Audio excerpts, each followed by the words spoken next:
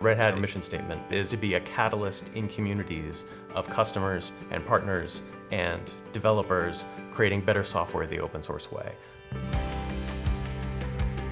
When you are acting, when you're trying to execute on a mission, you have to first observe what you're doing, then you orient yourself to your environment, then you decide, and then you act. And when I look at the IT industry today, what I see is every challenge that's being presented is a difficulty in executing one of those steps. I like to think that people enjoy being the hero of their own story. And if you don't give people a story about the work that they do, they will create a story for themselves. So it's important to me that people understand overall world in which they are working, the influence that their work has. I tried to tell them a story about the work that they're doing, and it's a story that they can be a hero in.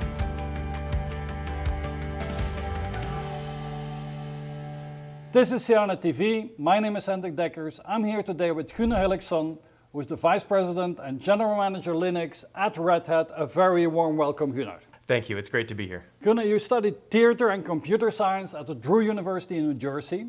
You live in Texas and you've been with Red Hat since 2006. So tell us a little bit more about yourself. What's your background? Who are you? And how did you end up at Red Hat? And what's your function today? We'll see if I can do this quickly. So I started with, I did start by studying theater and computer science because I've always had a passion for theater and performance, and I've also always been interested in computers even when I was a little boy. And so I figured I would eventually figure out a way to make those two things work together. And so I went to a bunch of school for both. And unfortunately, I ran out of money and I couldn't go to school anymore.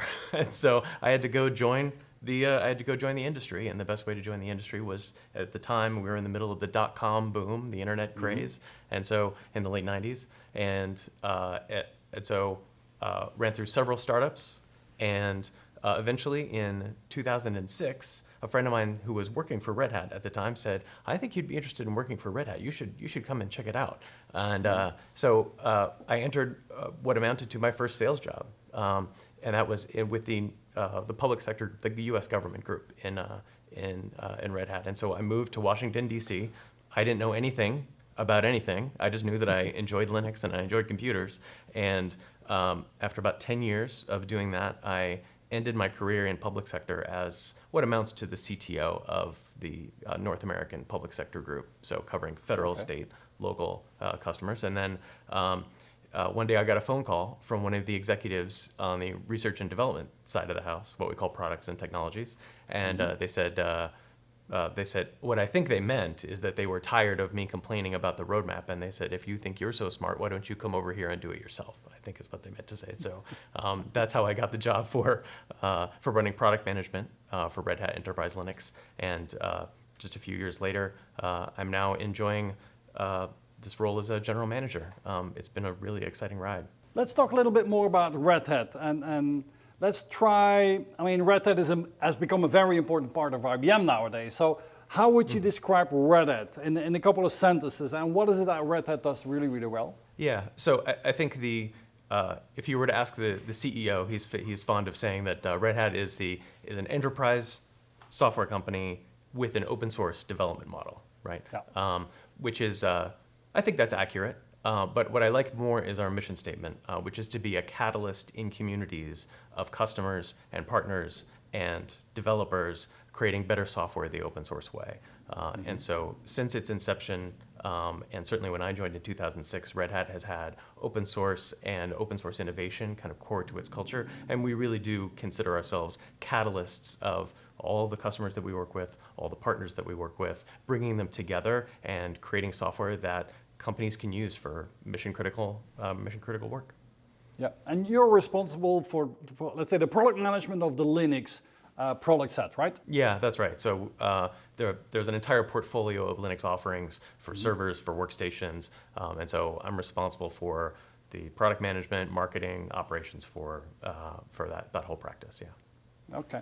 Now I can imagine that in your job you talk to a lot of businesses, different businesses, a lot of CIOs, CTOs.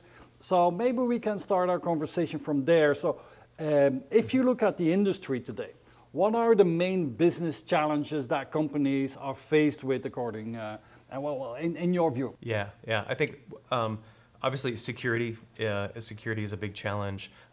Managing agility, so the rise in power of the lines of business and balancing that against the interests of the traditional IT organizations. That's certainly a big challenge. And I think the way I think about these challenges is the OODA loop.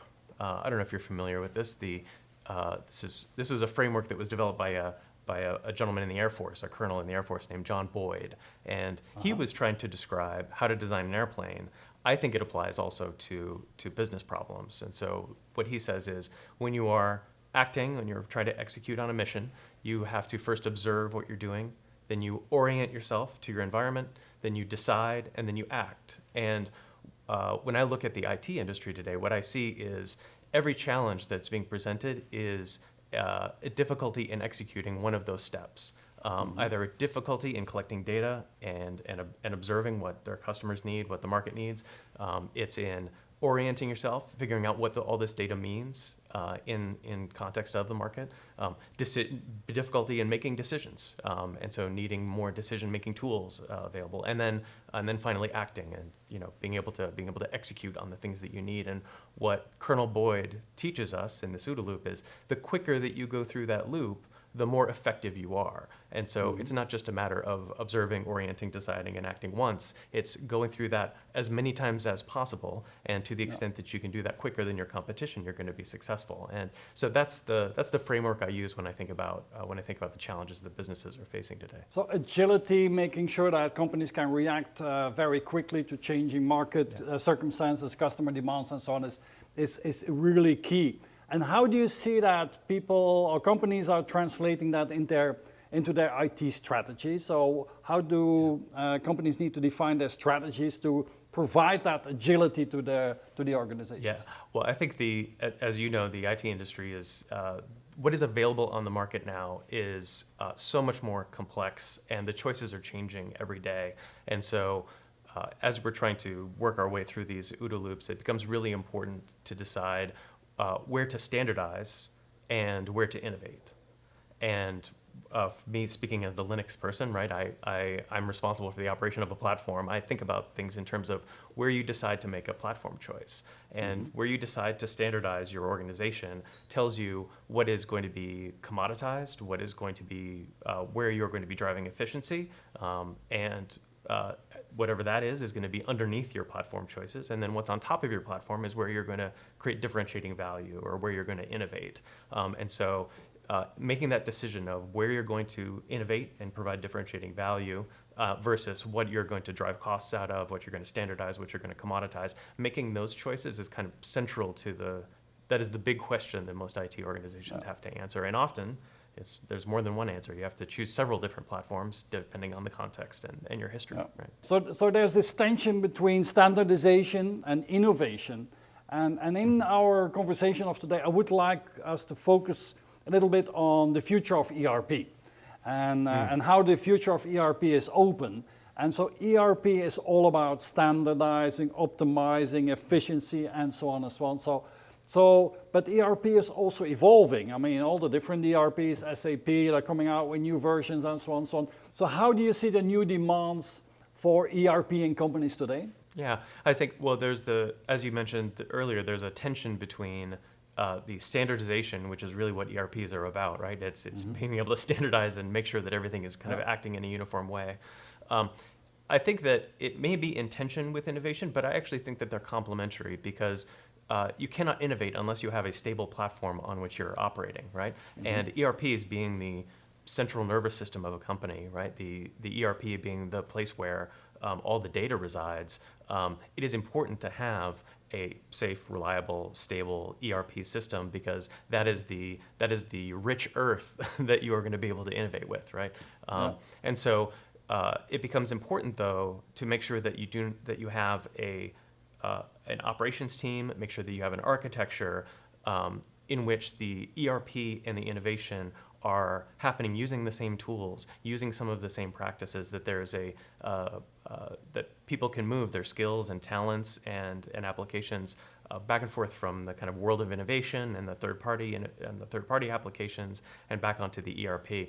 And so to the extent that they can share platforms, to the extent that these things can share tools, it makes it easier to take advantage of the relative merits of your innovative third party or in-house developed applications and the very reliable and rich data sets that are inside the ERP. Okay, and how do you see companies using SAP benefiting from open technology? Because I mean, Red Hat, you're all about open. So how does that come together? The ERP, the SAP, and the open. Explain that to me. Well, I think about it in terms of maximizing options, right? Maximizing choice. And so when you, again, going back to my idea about standardization, if you have standardized on, for example, a Linux, for example, a Red Hat Enterprise Linux, if you've standardized on this one platform across both of these things, any investments that you make in building up your skills, talent on your Red Hat Enterprise Linux practice, that benefits to all sides of the house.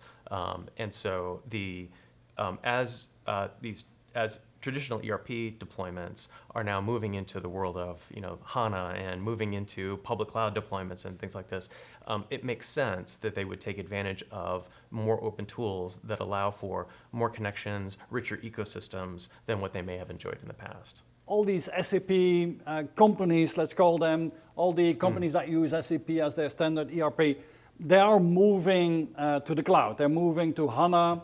And so that also means that they need to move to a Linux operating system. So yes. How is that move? How can companies use that move to also modernize? How can they use that to support a digital transformation? Yeah, well, I think it is part and parcel of a digital transformation, right? I think it's an essential component to it because the same skills and practices and operational discipline required to move to something like HANA or move into the public cloud. These are digital transformation skills and talents and processes that you need to have in place. And so it may feel because ERPs are traditionally a special place inside the IT organization. It's easy to think about them as something different or something set aside, but this is a tremendous opportunity for the ERP to now become much better integrated and better connected to the overall digital transformation that a lot of IT organizations are trying to come to. And so, again, by sharing tools, processes, practices, standards, this is a great way to get much more out of the existing ERP installations that people have. So Gunnar, could you illustrate how changing the platform, the ERP platform to open technology is really an opportunity for digital transformation? I mean, in your work with your clients, maybe you can illustrate that with an example, right? So if I think about the move to public cloud, for example, as one aspect of this transformation, what I've seen many customers enjoy is when they move to public cloud, what they're doing is fundamentally they're taking a capital expenditure and turning it into an operating expenditure, right? And that gives them a tremendous amount of flexibility and gives them an opportunity for much more efficiency, so that rather than having to maintain massive databases on premise, which is an enormous requirement on budgets, an enormous requirement of staff and talent, now that work, having been moved into the public cloud, having been moved into an operating expense, makes it easier for them to take that same tremendous skill and talent and apply it to transformational projects. And so it allows for a shift in focus, which is very important, right? Because you can't always hire your way into a digital transformation. You often have to do digital transformation with what you have available, right? Okay. And how and when should companies do this migration to a hybrid cloud? Because it's not only public cloud, it's hybrid nowadays, right? Yeah, it is rare that I run into a company that decides we're going to have a hybrid cloud. What happens is they have an on-premise deployment and they say, oh, I think I need to enjoy some public cloud benefits, and so they move part of their work into the public cloud. And before they know it, now they're suddenly running on a hybrid cloud operation. It's often a consequence of choices that they make rather than part of an affirmative strategy. A lot of people kind of move into it, I would say, by accident. And I think this is one of the most interesting things about IT right now is that these choices that people are making, if they in the rearview mirror, you go back and look at what you have done, and you say, "Oh yeah, well, I guess I had a hybrid cloud strategy, right?" The surprise. And now I have some of my work is in AWS, some of my work is in Azure, and some of my work is on premise. And now I need a way of managing all that work together. And now I need a single view of how all of my applications are running. Now I need a single way of managing my costs, so on and so on and so on. And now suddenly I find that, oh, now I'm in a hybrid cloud environment, right? Okay, and is that where Red Hat comes in as well? Is that where you guys provide the necessary platforms to do that? Yeah, that's right. So we provide platforms on which people can standardize to make all these transitions easier. So that if you're running an application on Red Hat Enterprise Linux, for example, on premise, and you want to take that application and move it to a cloud, the good news is that Red Hat Enterprise Linux is also available on that cloud, and it runs exactly the same as it does on premise. And likewise with OpenShift, if you're running our OpenShift application container management platform, running that on premise, it will run the same way when you move to the public cloud. So using these platforms, again, using these points of standardization in order to ease the transition of applications from one platform or one infrastructure over to another, that's kind of really where we excel. And then we have the Ansible automation platform, which is the glue that can bring all these things together and automate internal processes across all of these different platforms. So Gunnar, I know that Red Hat and SAP, you guys have a great partnership together, strategic partnerships. Why is that important to the market? Why is that important to our organizations? Yeah, so organizations that have invested in SAP for their ERP and application solutions, they are interested in the same things that Red Hat is interested in. They are interested in reliability. They are interested in running mission critical workloads. They are interested in security. These are all things that Red Hat has built its reputation on. We are in every company in the Fortune 500. We are in every airline. We're in every bank. Majority of stock exchanges. So we understand how to manage the same workloads that SAP customers want to run. The second is that all the innovation that we've been talking about, Red Hat Enterprise Linux in particular makes it really easy for an SAP customer to access this wonderland of innovation available on the Linux platform. That is in fact an important part of what we do. And then third is the rich ecosystem that we maintain together with SAP and all of our partners, application partners, ISVs, delivery partners, infrastructure partners, so that when a customer is looking at a Linux choice on SAP, they will find themselves very comfortable working with Red Hat because I really do feel that we speak their language. So let's look at this from a more philosophical point of view. We've been in the industry quite some time, and in IT you have the pendulum where all of a sudden standardization and is very important. Everything and security is of course always important, and then you have it swings more to now we're in innovation, and companies have thousands of different SaaS tools, and it's so easy to employ them. And so we're back into a time where companies have so many different tools, and we come from a time where there was a real focus on standardization. So back to that tension that we talked about. So how do you look at that? Where do you see your customers going? So how can you combine using these funky, important new tools, and at the same time make sure that you keep standardized and that you keep your cost under control? It's an enormous question, and I'm not sure I have a perfect answer, but I think the way that I think about it is, again, making sure that a company, as you're building an IT strategy, making sure that you're intentional about what you are going to innovate on. So a lot of companies, some companies, make the choice of creating no choice. That is perfect standardization, right? We're going to have rules around all the different applications that everyone is allowed to use, and here's your list of 30 applications that you're allowed to operate, and that is one side of the pendulum that closes you off to innovation, right? And I think a lot of people understand the dangers of that, even though you may get some efficiency from it.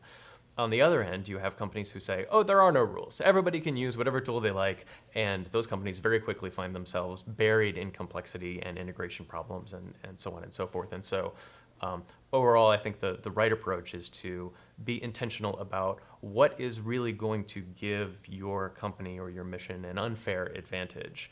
And that's where you want to focus your innovation. That's where you want to maximize the amount of choice you have available. And everything else should be standardized and commoditized and metered, right? So that you can use the dividends from increased efficiency in order to pay for that innovation on top. Yeah. Now let's talk a little bit more about Linux. I mean, that's very close to your heart, I can imagine. So, I mean, for an outstander, how does that work? How is the development of the further ongoing development of Linux? How does that work? Because I would think it should be finished by now, Linux. I mean, you've been working on it for so many years. It's a standard operating system. So where's the innovation on that level? Yeah, so that's funny. I like the idea of Linux being finished. It's we can release the next version of RHEL and say, oh, we're done. Okay, congratulations, everyone, we did it. Yeah, right. No, of course, Linux is an ongoing project, and it's been going for decades now. What is special about it is that it is in itself one project. But it is supported by tens of thousands of other projects. So it's not just the Linux kernel itself, which is the core of the operating system, but it is window managers and device mappers and file system managers and tens of thousands of these things, which all somehow magically work together in order to create something that is ultimately useful. That creates a lot of chaos, and it means that things are changing every day. You can go to the Linux kernel every day and you'll find something new that's been contributed by a user or by a company. Over these decades, we've honed tools that allow us to, and tools and practices that allow us to take all of this disparate intention and all of this innovation and to create something that you can actually, that a mere mortal can install on a computer and have something working. So at Red Hat, what we've done is that's where we start, is with these tens of thousands of individual projects, and we pull them all together into a working operating system, and we call it Fedora. And Fedora is free. Anyone can download it. Anyone can work on it. And we have thousands of people who are improving the Fedora operating system. This is where we do our experiments. This is where we take risks. And so if you want to see the latest and greatest of what's going on in file system optimization or network engineering or what have you, you can play with that in Fedora.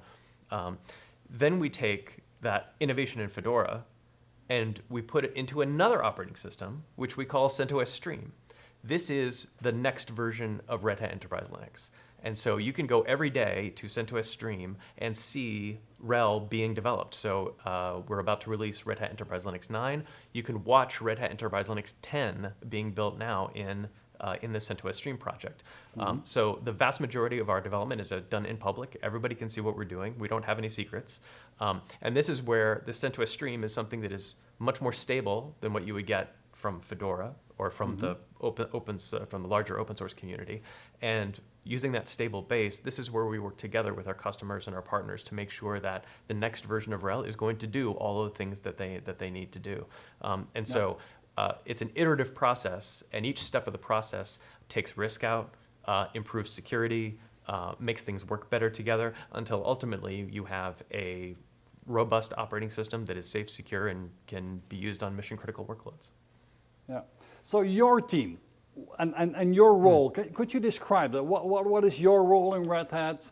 Because it sounds a little bit like herding cats. I mean, you have so many different stakeholders and developers and clients, and you have your engineers and so on. So how would you describe your role and your team's role? So the role of the Red Hat Enterprise Linux business unit ultimately is to provide direction on the product, that is, make sure that the customers and the partners are happy, and balance that off against the engineering resources that we have available, which also means traditionally, when you're building a product, you think about, I'm going to build a strategy and I'm going to build a roadmap, and then I'm going to take my engineering resources and apply those to the roadmap. And we do all of these things. It's a regular software company in that sense. Unfortunately, we also have tens, hundreds, thousands, millions of other people also designing the product because they are all working in the open source community. And so the process actually also works in forward and reverse is how I like to think about it. So we're planning top down, and we're also watching what's happening in these open source communities, paying attention to what's interesting, what's innovative, what's new, and bringing that up into the product. And Red Hat Enterprise Linux is where that top down and that bottom up planning meet. So it makes for a very interesting experience if you're a product manager. It makes for a very difficult but very rewarding experience if you're in product marketing, because you're often surprised by features that show up in the operating system. Like, oh, we weren't planning on this, but I guess we can talk about it now.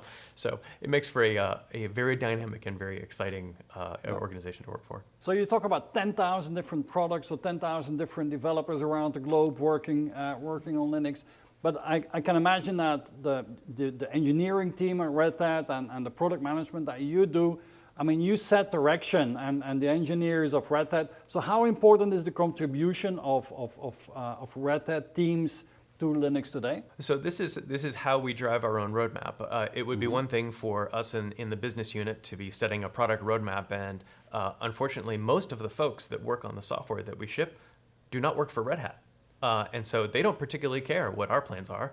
The way that we make sure that we can do all the things that we want to do is Red Hat goes out of its way to hire world-class talent that are leaders in these open source projects. And so there are certain strategic projects like the Linux kernel that we are very interested in the future of, that we do want to inject our intention into. And so what we do is we hire the maintainers, the leaders of those projects. And in that way, we can it allows us to, I think, strike a good balance between the innovation that is happening in the broader open source communities and also being able to advocate on behalf of our partners and customers in those communities. Yeah. So tell us a little bit more about where do you spend your time? I mean, is it with your clients, with your engineers? Is it with the community? Where does most of your time go into? I can never spend enough time with our customers and partners. That is I come from a sales background. I love talking to customers, right? It is the most rewarding part of the job for me. And so I always enjoy it when it happens. I think we do spend a lot of time making sure that it's a big project, it's a big business, it's very complicated. There are thousands of partners to manage. There are tens of thousands, hundreds of thousands of users to help. And so I think the most important part of at least my job is to provide everybody the direction and clarity of the purpose. Red Hat, with its open source roots, is a very dynamic company, very meritocratic, very flat organization. And so it becomes very important that everyone understand what the plan is, so that each person can act autonomously in their day-to-day work. And so I spend a lot of time building stories and helping people understand how their work can serve the overall company strategy. Okay. And how are your teams organized? And what's your? You talk a little bit about the culture of Red Hat, and what's your? How do you organize your team, and how do you manage your team? So the org chart for the business unit looks very much like any business unit for an enterprise software company would. We have a product management team. We have a product marketing team, we have an operations team, we have an ecosystem and partner team. And so those are I think about that as my dashboard, right? I've got a dashboard of knobs and dials that I can turn, and I'm going to need to pay more attention to the product planning, or I need to pay more attention to the marketing. So it's conventional in this sense. I think a lot of people are surprised by how few people there are in the business unit. We actually don't have that many product managers compared to kind of industry standards. And one of the reasons for that is that we have such a strong and I will say opinionated engineering team. And so we actually rely heavily on our engineering leadership to fulfill a lot of the functions that may in other companies actually traditionally fall to product management. It allows us to be very lean, but it also means that to the extent we can tell clear stories, set clear priorities, set clear direction, it allows us to have a much greater impact than we would otherwise. Yeah. Okay. And how easy is it for you to attract top talent? Because I mean, you're in hardcore tech, right? So does that make it easy, or is it more difficult to attract the right profiles for your teams? It is, Red Hat is blessed by having an excellent reputation, both as a place to work and having a mission that people are really passionate about. And so it is not hard to get people interested in working for Red Hat, especially if they are already working in Linux or one of the related spaces. So we're lucky in that way. But I think also having the Red Hat culture is that we talked about earlier is something that is also very, very attractive.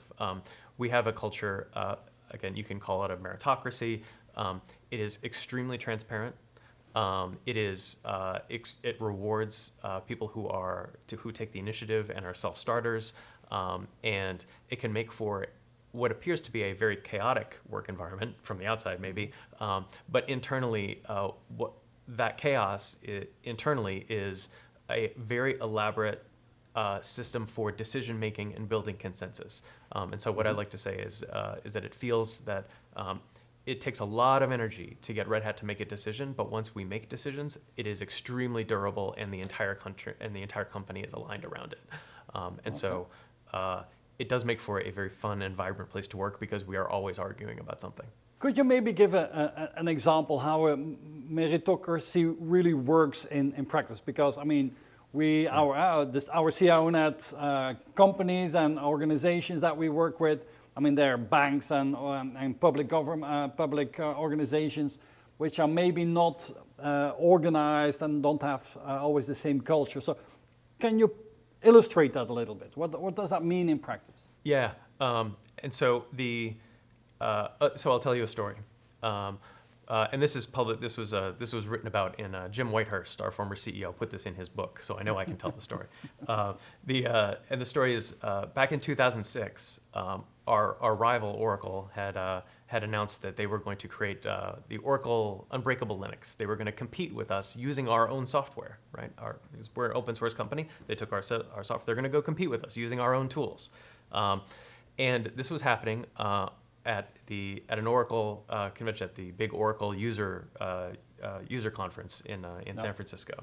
And Red Hat people were there in a booth, and they made the announcement, and they sent an email out to Memo List, which is a big institution at Red Hat. Memo List is the one mailing list that everybody in the company is subscribed to. When it was first started, it was used just to send organizational announcements, but it quickly became a enormous discussion group on any given topic about anything that is going on in the market, in the company. And so this is the fastest way to get access to the collective thinking of the whole of Red Hat is to send an email to Memo List. So these people at this conference that night sent an email to Memo List saying, they just announced this product. How do we respond? We're going to be in the booth tomorrow morning. What do we do? And thousands of people started sifting through ideas, arguing, cajoling, persuading. And by the next morning, we had figured out how to get T-shirts printed that read "Unfakeable Linux" across the front, and those T-shirts were available in the booth the next morning. I love that story because that is very much captures the spirit of Red Hat. We were able to do something quite remarkable in a very short amount of time, but not before several thousand of us argued about it. So we talked a little bit about the management, your management style, the general management style within Red Hat. Let's also talk a little bit about leadership and how you lead your teams. You lead product marketing people, product management people, operations people, partner people, and so on. So if I would go and ask these people about your leadership style, what do you think that they would say to me? So what do you think people say about your leadership style when you're not around? Boy, I hope I'm right, because this is being recorded. So I think what they would say is, what I hope they would say is first that I am kind above all. I think it is very important to me that the workplace, this is where we spend most of our waking hours, and it is important to me that everyone be kind, both to themselves and to each other. I think that's hopefully I'm conveying that to my organization. The second is I rely very heavily on frameworks, rubrics that I like to think that people enjoy being the hero of their own story. And if you don't give people a story about the work that they do, they will create a story for themselves. And so it's important to me that people understand the overall world in which they are working, the influence that their work has. I try to tell them a story about the work that they're doing, and it's a story that they can be a hero in. And so I think that means spending a lot of time being clear about priorities, being clear about structure, being clear about where the work is happening. I spend a lot of time on that, and hopefully people would mention that. Another way of saying that, you may hear people say that I enjoy admiring problems. I do enjoy taking problems and turning them around and looking at them from different angles and thinking about them from every piece. And so I think I'm not proud of this, but I think it also makes me somewhat slow to make decisions because. Well, in my position, when you're presiding over a massive operation like Red Hat Enterprise Linux is, where I'm working on 10 to 15-year horizons, I am reluctant to make hasty decisions. It's important that we be thoughtful and deliberate about everything that we're doing. In your work, Gunnar, what is it that really drives you? Because what you say is your decisions today, they have a very long shelf life, right? They influence the future of your product for the next 10, 15 years. But besides the importance on the longevity of your decisions, what is it that really drives you in your work? When at the end of the week, on a Friday evening you go home, when are you happy? Tactically speaking, what I really enjoy is a good checklist. I enjoy making lists at the beginning of the week, and then at the end of the week, it doesn't even matter what the list has on it. It could be brush your teeth, launch a new product. It doesn't matter what the list is. As long as I've been able to check those boxes, that is a motivator for me. But I think thinking a little more grandly than that, I think the thing that really motivates me is my ability to make the world a better place, both for the people that work for me and also for our customers and our partners. One way of thinking about the work is, oh, I have to make a bunch of people happy with these feature requests, or I have to fix this bug, or I have to make sure this security thing gets fixed. That's one way of thinking about it. The way I think about it is that I am presented with opportunities every day to make the world just a little bit better for everyone who I work with. And that at the end of the week, if I can look back and think, yes, every day I made the world a little bit better for everyone who works for me, for our customers, for our partners, that is really rewarding for me. I like that. Now, we call these interviews leadership deep dives. So let's dive a little bit deeper and let's talk about your personality a little bit more, because I think the successful digital leaders have a special way how they think, their convictions and their personality traits are very, very important. So you shared with us that your MBTI is that you're an INFJ. Also called an advocate. And an INFJ is somebody who's more introverted, intuitive, feeling, and they have a judging personality trait. And they tend to approach life with deep thoughtfulness and imagination. And typically people with this personality profile, their inner visions, their personal values, and a quiet and principled version of humanism is really what guides them in all things. So I'm going to give you a couple of strengths of people with your personality profile, and please tell me if they resonate with you, if you recognize yourself, and maybe give an example of that. So advocates, INFJs, they typically are very creative, they're insightful, they're principled, they're passionate, and they're altruistic. How does that translate to you? That sounds like somebody I would really enjoy. That does resonate with me. I think especially the quiet and contemplative part of this, I do think about myself as a systems thinker. I'm not just thinking about one consequence. I'm thinking about the second and third and fourth order consequences of the work that we're doing, and so that does require a great deal of kind of thoughtfulness and actually introversion. So I can agree with that. I think especially a principled thinking. I think it is a running joke on my staff that I enjoy a good set of principles because rather than telling people what the answer is, I do enjoy giving them a list of rules that we are going to follow, and then we can make decisions within the confines of those rules. I find that to be a very effective way of leading people. And so, yeah, I recognize all of these strengths. This makes a lot of sense to me. Yeah. Now let's flip the coin and let's look at your development areas. People with your personality profile potential weaknesses, let's call them, is that these people can be very sensitive to criticism. They can sometimes be reluctant to open up enough. They can be, and that's a dangerous one, perfectionists.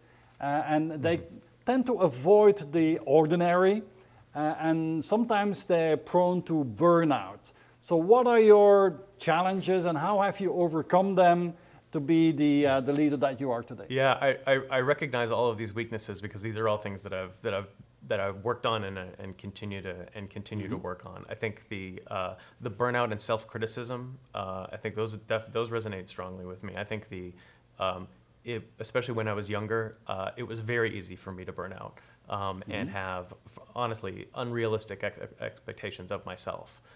And so I spend a lot of time trying to be gentle with myself. I mentioned earlier I like to be gentle with my staff and gentle with the other folks that I work with, and that comes from a need to be gentle with my own self because my instinct is to be a perfectionist and drive myself to an impossible standard. And I've learned over the years to moderate that somewhat, and it's sometimes you don't have to be perfect, I'm told. And how did you learn that? I mean, did you go and went to a Buddhist monk and learn it there, or did you do meditation? Or what were the steps for you to learn this?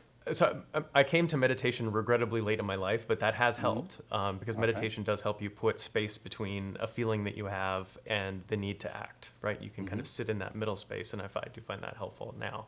I think I came to this by making several costly mistakes, right? I came to this by burning out more than once. I came to this by, kind of, especially I think in my 20s when I was young and wasn't sure exactly what I should expect of myself or other people. I really did drive myself really unnecessarily hard. And I think that taught me a lesson that was the first way that I learned that lesson, and I continue to see that come up in my life as I go through my 30s and my 40s. So let's go one level deeper and let's talk about your values. You shared with us that you have an 8-year-old son that you must be very proud of course. And so what are the core values that you're passing on to your son? What is it that the core values that you want to see him grow up with? I think the first and most important maybe is to be kind, both to others and to himself, right? Another thing I often tell him is, well, listen, every villain is the hero of their own story, which I think is a valuable thing for especially for a young child to learn, because it's very easy for them to think about things strictly in terms of black or white, and there are good things and there are bad things, and that's an important developmental step, but it is important for him to understand that everyone believes that they are doing the right thing. And it's important to ask why. It's important to interrogate people's motives because that leads to empathy and better understanding. And so, anyway, at 8 years old, that's what I'm working on with him now is guiding him towards curiosity and empathy. Right? Yeah. Okay.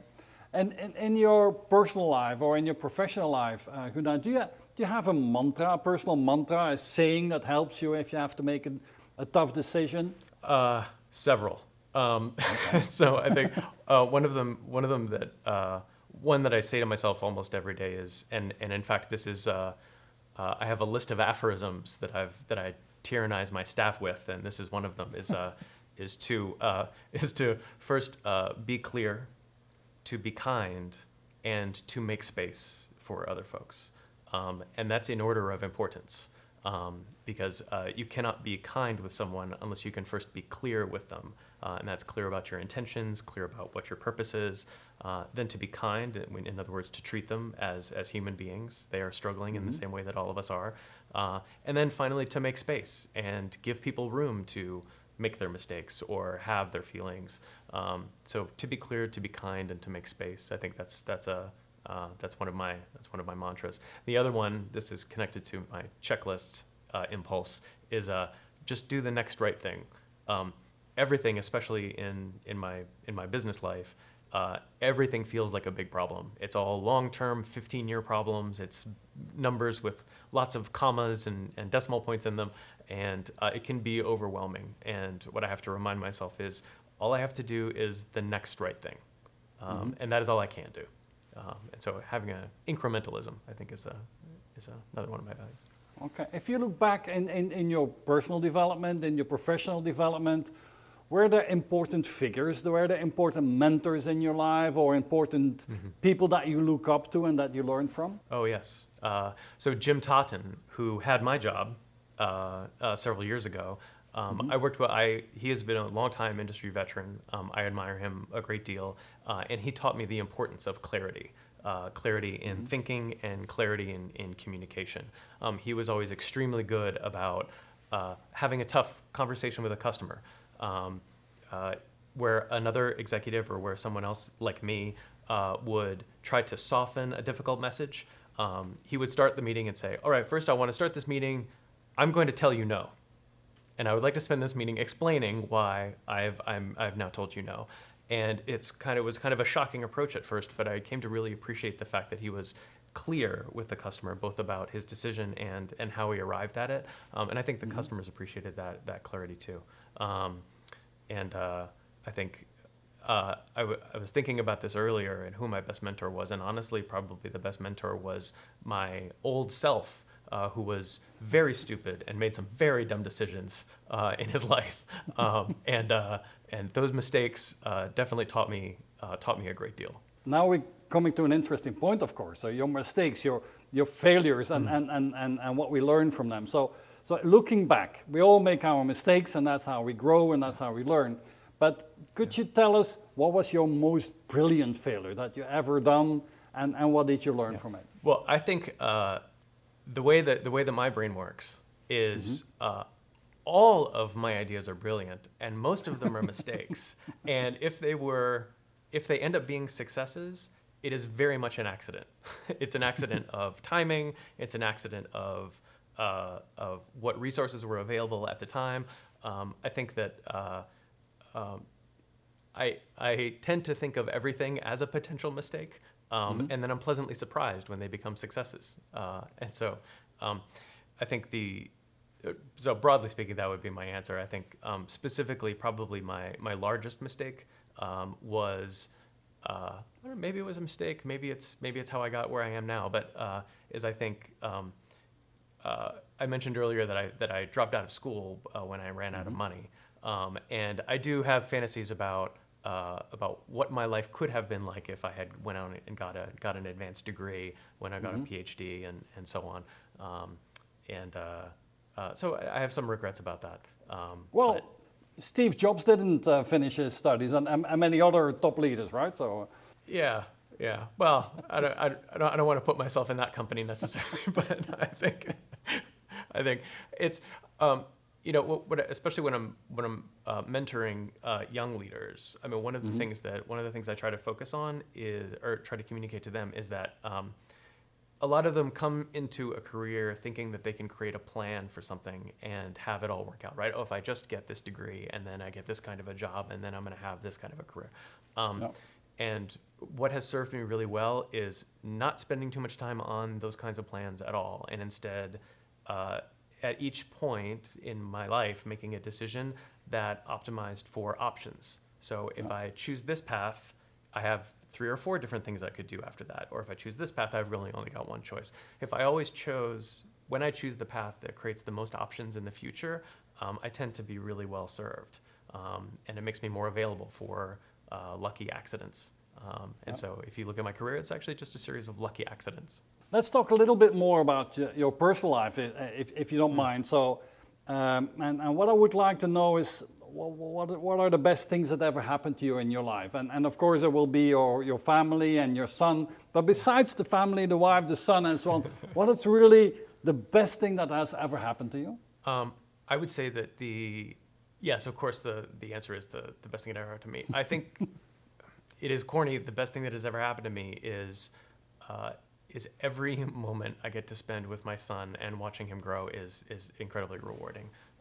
The second best thing that ever happened to me, if I go all the way back in my history, is the moment in the very early 80s when my mother brought home the first personal computer and let me touch it. I was again very, very lucky. But she really went out of her way to spark an interest in computers and computing, which is now an important and kind of an integral part of my life. So I'm very grateful for her to have created those opportunities for me, especially in 1980 or 1981. It was unheard of. Okay. And Gunnar, what do you like to do outside of work? What are your personal passions? Yeah, I don't understand the question. No, I'm kidding. I think I do run. I started running very late in my life. In fact, I very deliberately did not run through most of my life, but about 5 years ago, I started getting into it, and I really enjoy it. I find it meditative. I find it very rewarding, and so I run as often as I can. So that's definitely one of my hobbies. And when I'm not running or taking care of my son or doing my work, I am desperately trying to read because I find that as I get older, I find it very difficult to get invested in a book, and so it's always a real treat when I can spend some time in a book. Okay. Now, in your life, what is it that you fear most, and what is it that you love most? Oh, the thing I fear most will be that I'm the villain of someone else's story. I always try, for someone as obsessed as I am with being kind and being gentle and making space for people, the idea that I could quite accidentally become ruin someone's day or make life difficult for someone or become their nemesis. I think I do. That is my greatest fear, and it is not rational, but it is very present in my life. Yes. And what do you love most in your life? I like that I am now at a point in my life where I am able to be grateful for everything that I have and be intentionally grateful about the things that I have.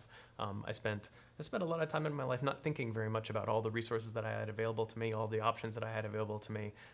And now, as I'm getting older and I'm getting less hair and it's turning gray, I'm now able to be much more reflective and to be grateful for really everything. So Gunnar, thank you so much for your time and for this interview. My last question for the day is, there's a lot of ambitious young people, digital, brilliant minds that watch our videos and that would like to follow in your footsteps. Also want to become a top leader inside a tech company. So looking back to your younger self, maybe what advice is that you would give to young people so that they can also build a career like yours? First, I would say, be curious. Be curious about everything. Ask why all the time. The second thing I would say is to be gentle with yourself. Do not put too much pressure on yourself. You've only got this one life. And so it's important to be kind to yourself and other people. And the third thing I would say is make sure that you are maximizing your options. Don't get overly uptight in your thinking or your decision making. You want to maximize your flexibility and your options for the future. And on that note, Gunnar, thank you so much for your time. It was really a pleasure to getting to know you, and so I wish you a lot of success. And we see each other on the next conference anyway, right? Oh, I hope to. That would be great. Thank you very much. This is great.